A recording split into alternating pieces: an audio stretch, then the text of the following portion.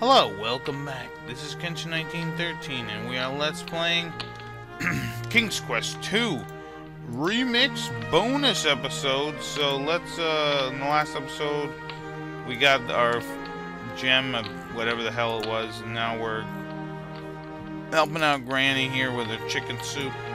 What the hell is it? Let's put it on the fire. You place the now cold chicken soup over the crackling fire once more. After it heats up to eating temperature, you remove it again. Now let's give it to Granny. You offer the soup to Possum's grandma, introduce yourself, and wait courteously while the frail elderly lady eats the nourishing meal. When she is finished, she sets the empty bowl down elsewhere and turns her attention towards you. What you got to say, Granny?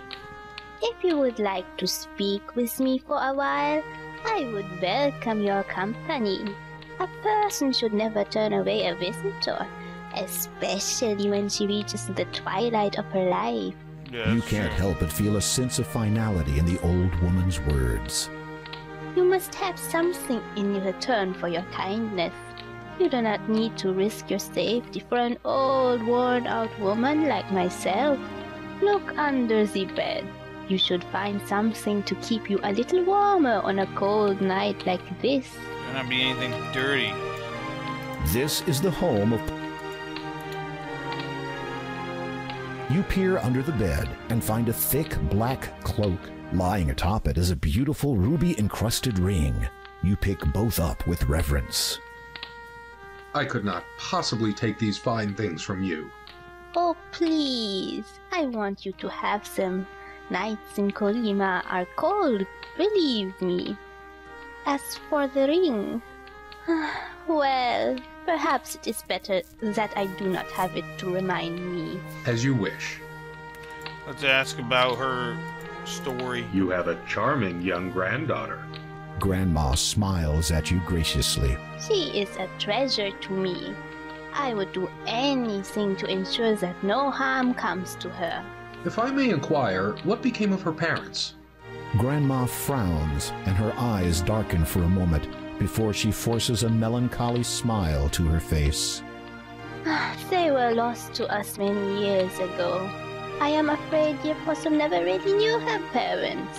It must have been a daunting task raising a child by yourself, especially at your advanced age. At my age?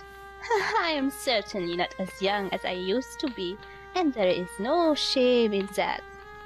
I have tried to raise her as best I could, to keep her safe and well. However, I fear that as of late the reverse has become truer. What do you mean? If you please, I was hoping you might tell me of the cloak and ring's origin. The old woman closes her eyes as if the memory she seeks is painful to her senses. They were my husband's. He was a proud man, the last of his line. His family had been rich, a great deal of old money, you might say. They lived in that castle you might have seen to the north. Its location upon that island is evidence of how much they valued their privacy. He was a good man, my husband. He took care of me. Certainly he had his strange habits. Most men do, if you will pardon me for saying so. I suspect that he practiced magic, so I could never catch him in the act. He would frequently journey afar, taking that black cloak with him wherever he went, to places he would not talk about. He said that it represented something important to a certain group of people, and that I was never to mention it to anyone. But he was always there for me, always, until that fateful night. We had been married just over a year, and I was heavy with child. We were both out walking in the weirwood forest late one night. The air was warm, and in our youth we paid little attention to the world and its many dangers. Besides, there was a full moon. We could see clearly enough. A shadow passed over us. We looked up, thinking it might have been a stray cloud. It was not. Descending upon us like a demon was the largest, most hideous bat I had ever seen. Its fangs were bared, and it dove straight for me. I must have screamed. My husband flung himself in front of me to protect me. He swung his arms about frantically in hopes of warding the horrid thing away. Perhaps he was trying to cast a spell, but could not recall how in his panic. It paid him no heed and would not be deterred. It swooped again and again relentlessly. At one point, my husband's hand must have clipped the bat's wing because it lost control and crashed into his shoulder. He tried to wrest the foul creature away, but then he shrieked suddenly.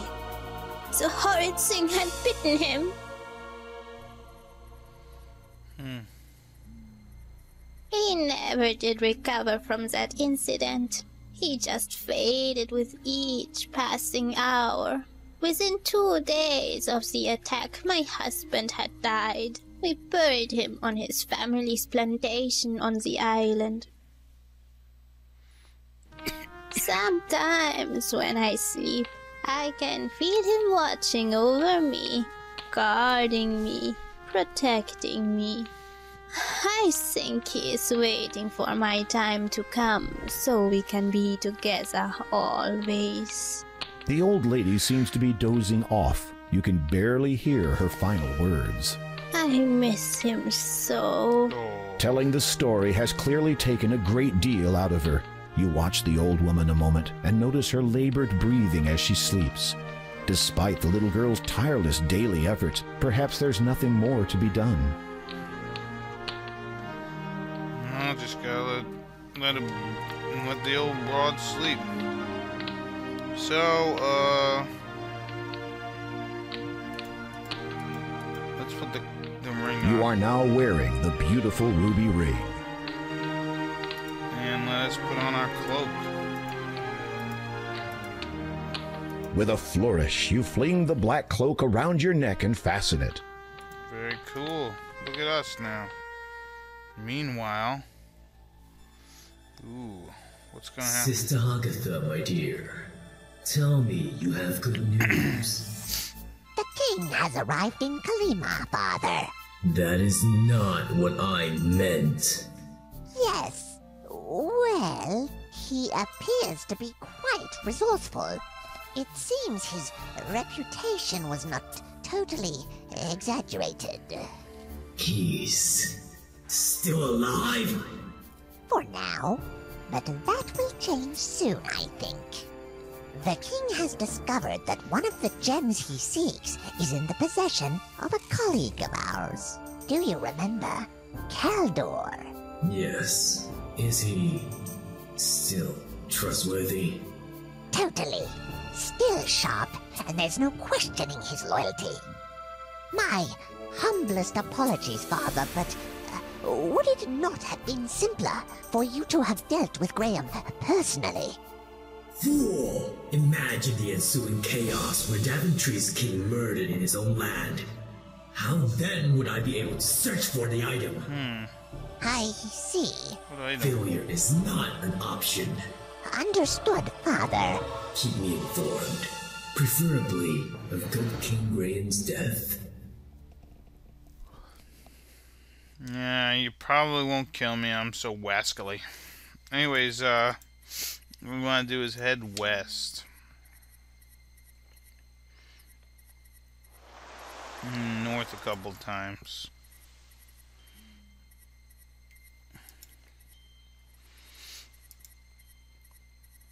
Two, three,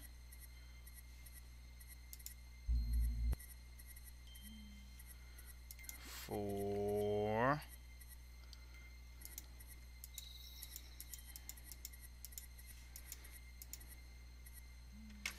I guess I'm heading east here.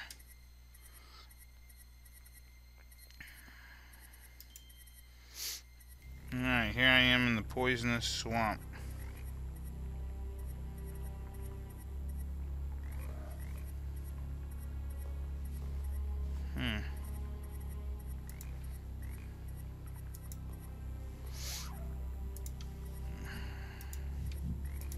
Guess I'll eat that sugar cube. After swallowing the magic sugar cube, you get a feeling of invincibility. Let's save our game. And now we have to go south. You feel the poisonous water Hey. seeping into your skin. Its potency takes effect immediately, and you perish. What the hell, game? South. West.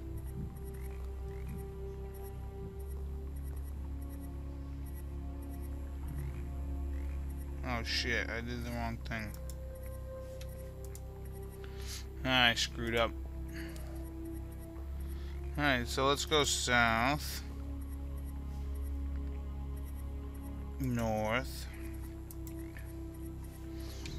I can't go, I guess, west there.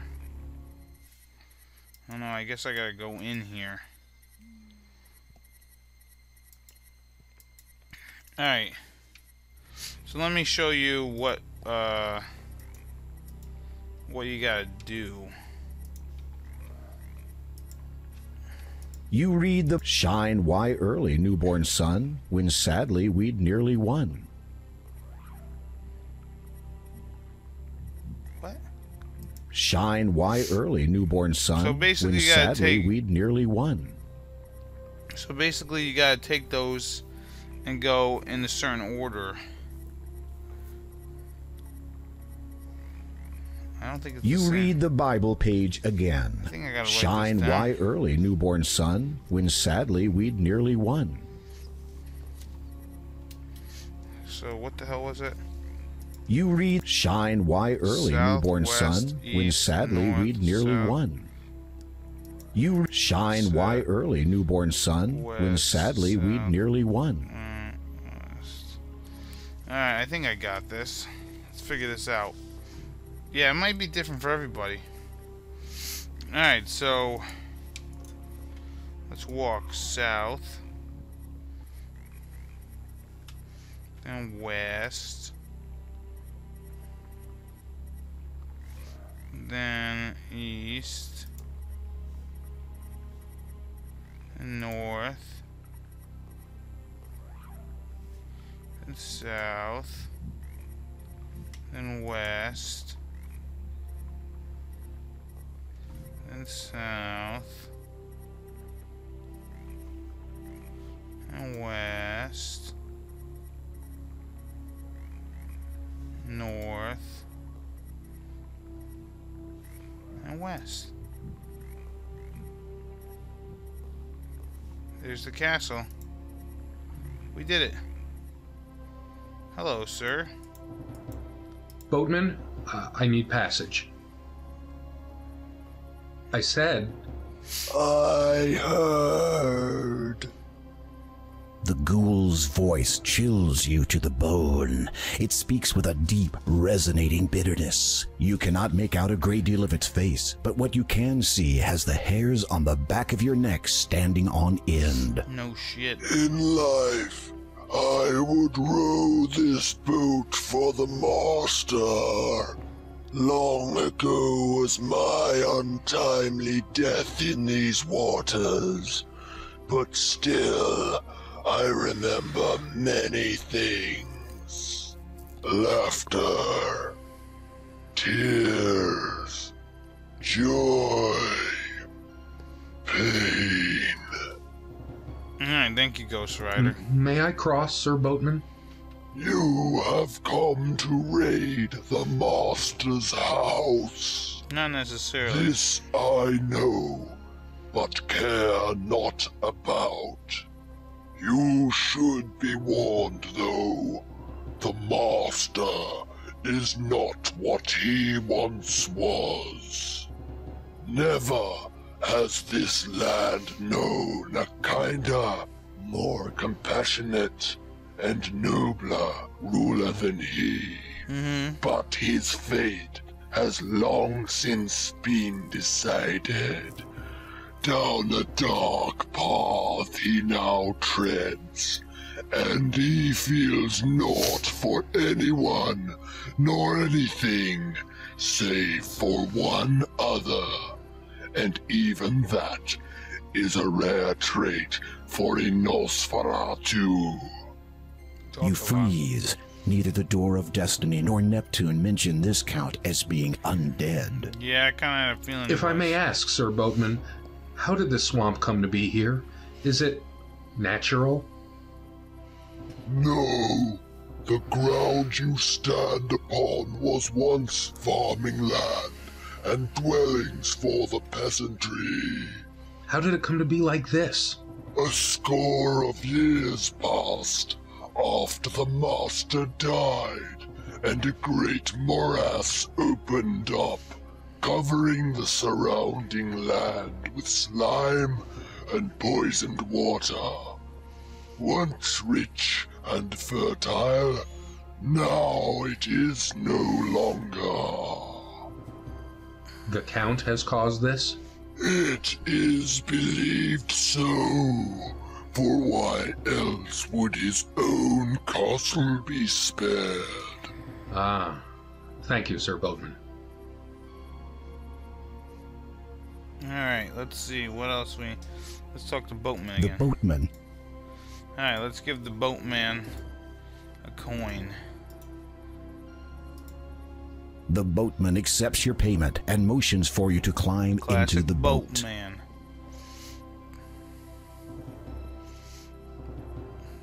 Although Castlevania, The you don't have to give shrouded him anything. ghoul paddles across the toxic lake to the shore on the other side. No, actually, this is where you would need to eat your sugar cube, but I already did it, so let's just walk. The sharp thorns brush against your skin. However, instead of feeling intense pain, you only experience a slight tingling sensation. Evidently, the magic sugar cube did its job. Yes, it did. Alright.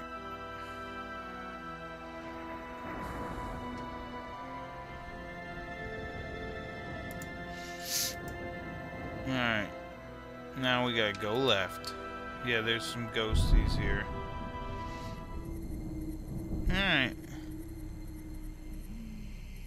Go left and read the first tombstone in the middle of the graveyard. Lord Herbert and Lady Lillian, 1646 to 1668.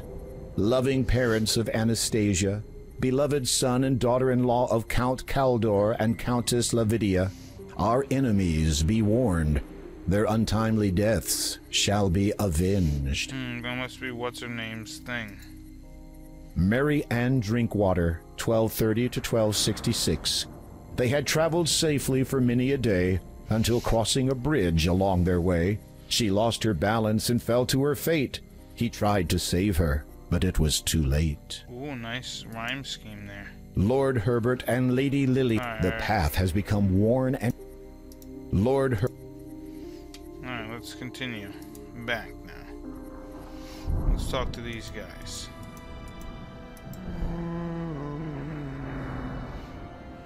When you speak to the ghosts, they utter a mournful wail.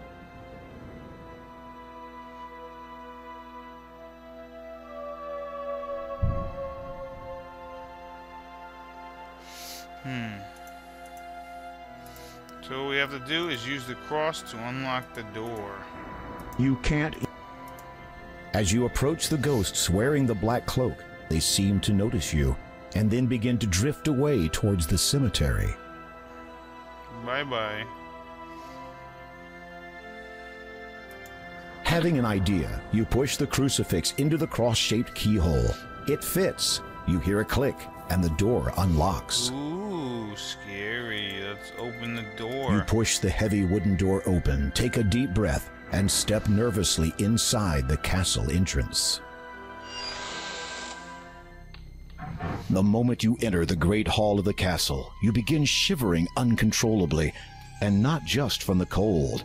This place has an air of death wherever you go. As if creeping around this huge castle was not enough, knowing full well that an undead creature resides here would unnerve even the most stout-hearted of adventurers, you feel desperate to get what you came for, and anxious to leave as quickly as possible. Yes, but actually... oddly enough, I'm going to save that for the next episode. So this has been Kenshin 1913. I'll see you later. Bye-bye.